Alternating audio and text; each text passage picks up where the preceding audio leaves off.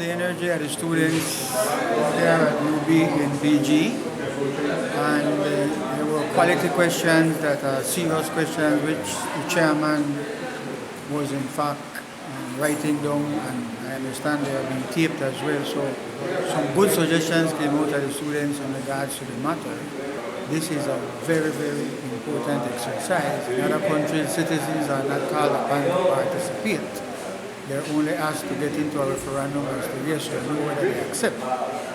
So this is an important exercise where, as you have seen from the quality of the questions raised by students, that there will be a number of very good suggestions included in the report to be tabled by the Prime Minister and the House of Representatives.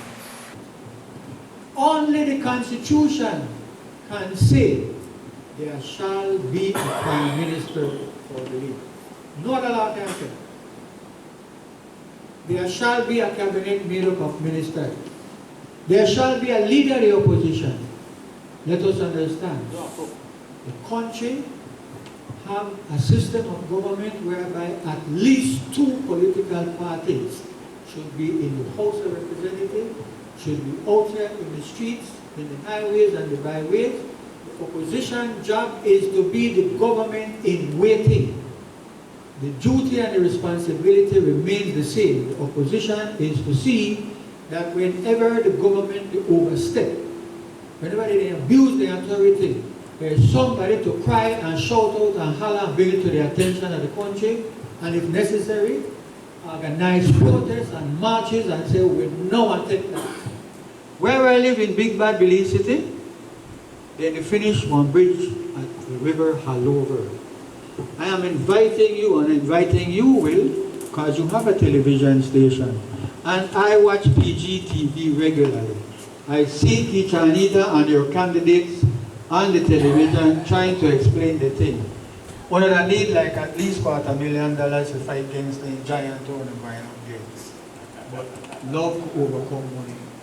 The new bridge at Halover, this is my personal opinion, the new bridge at Halover is 3 bridges in one.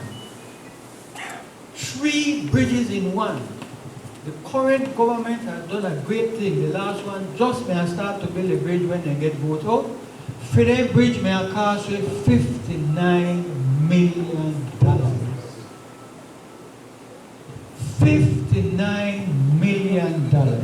The new government get in, look on it, and no man, no way. Shave it down to $38 million. Nobody, send for nobody. Who draw up their estimates? Who designed 59 billion? Who turned 39 into 59? Look how much they are thief. We're so busy to school drunk, we're so busy to try, get and eat breakfast, feed with picnic, do this. We don't pay attention to these things.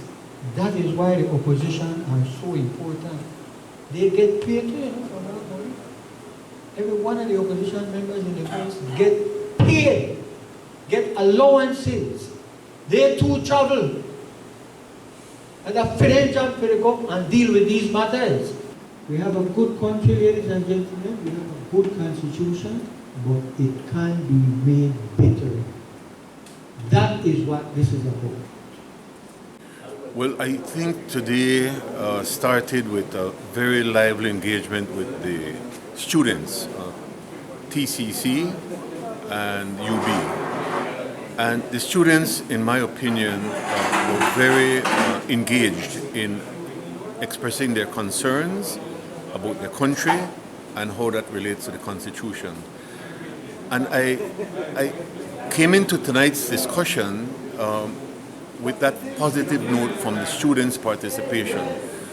But obviously what I heard tonight is a lot of residents feel that their constitutional right under the supreme law of Belize, especially where it relates to Section 20 and property, that a lot of residents feel that their current constitutional rights are being violated and they cannot do anything about it. So one issue that the Commission could probably consider is how do we afford persons in our country, marginalized persons, the smaller person, to be able to access legal aid to claim the protection that the Constitution transfers to him. Without having access to the court and being able to pay for the court, it would seem that the ordinary man and woman is unable to obtain the protection that the supreme law transferred. That seems to be the overriding point. But I would like to end on this note that as a nation, we need to pay attention to what is happening in Toledo. I sense that if we do not address it, and it is not my role as the Constitution Chairman to address it, but I make this general comment that what I heard in Toledo is telling me that this issue with the CCJ ruling and communal land rights needs to have the full attention of our nation, and it needs to be amicably resolved. We cannot begin to look at our fellow brothers and sisters and discriminate who is Maya, who is East Indian. We are one people. It is not a constitutional issue per se, but I sense it is boiling and it needs attention. Those in the legislative, the executive, and the judiciary branches of government are not being held accountable for the mismanagement of the running of this country, because we see a lot of discrepancies taking place in this country where those who are elected and those who are appointed are not held accountable for their wrongdoings, and that needs to be reflected in our Constitution. If the Constitution is the supreme law of Belize, then no citizen of Belize is not above the Constitution of Belize. So if they commit a crime, then it means that they should be held accountable. That's the only way how things can change in Belize. So that's my takeaway from tonight's session.